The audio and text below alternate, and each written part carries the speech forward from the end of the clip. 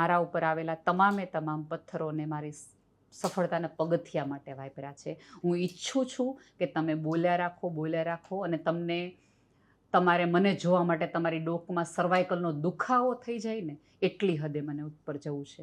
તમે મને જોઈ જ ન શકો એટલું મારે ઉડી જ ને ત્યાં સુધી જવું છે. એટલે મારી માટે આ બધું હવે બળ બને છે. હવે મને કોઈ ફરક, કારણ કે મેં પ્રશંસાને બહુ સિરિયસલી નહોતી લીધી.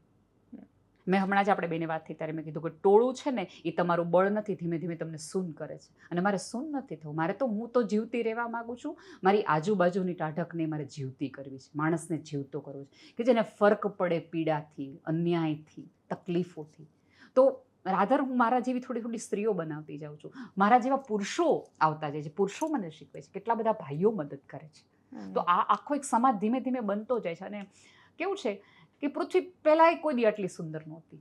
એ ક્યારેય હોવાની, થોડા ઘણા 5% 10% લોકોથી જ હંમેશા પૃથ્વી સુંદર હોય.